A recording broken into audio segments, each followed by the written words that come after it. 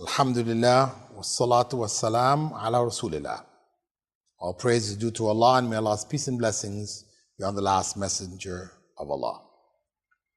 As we said in our previous point on wudu, wudu was preparation for prayer. Prayer being the first obligation which you as a new Muslim has to fulfill.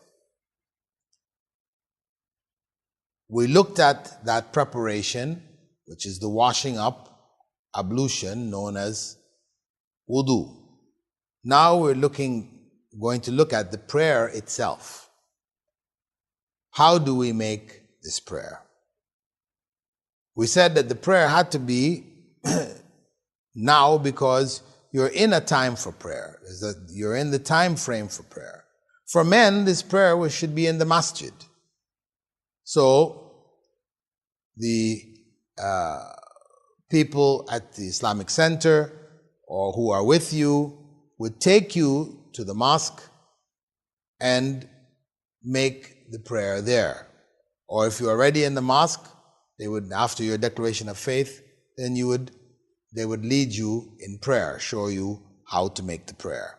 Now, if there's time before the congregational prayer, because perhaps maybe the time at which you've accepted Islam, there's a congregational prayer immediately afterwards. In that case, there's no time to go into how the prayer is done.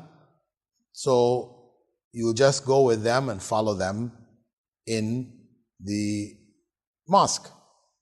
For women, it could be in the women's section of the mosque, or it could be in the center. Or it could be in the center for men also if the prayer is already done. It is up to the people at the center how convenient it is to take you to the mosque or not. At any rate, the prayer, consists of standing, bowing, prostrating, and sitting. And these are the basic acts of the prayer. Right now, there are things which should be said in the various positions, but there's not enough time for you to learn it. And this will be taught to you in detail over the next period of your Islamic learning process.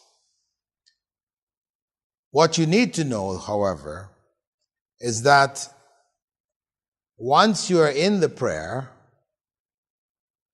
whether you're standing, bowing, prostrating, or sitting, you shouldn't look around. You focus on the point where you're going to prostrate. When you're standing, when you're bowing, you focus on what is directly in front of you, below you. When you're prostrating, you will be on the ground, so your focus will be on the ground in front of you. When you sit up, you will be focusing again on the point of prostration. So you shouldn't be looking around. If people are moving around, etc., you ignore them and focus on your prayer.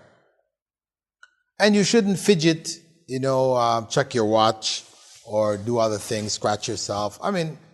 Where it becomes a point where you're at the point that if you don't do so, it's going to, take all of your attention. You're focusing on this itch in the back of your hair so much that, you're losing the whole very purpose of your prayer and communion with God.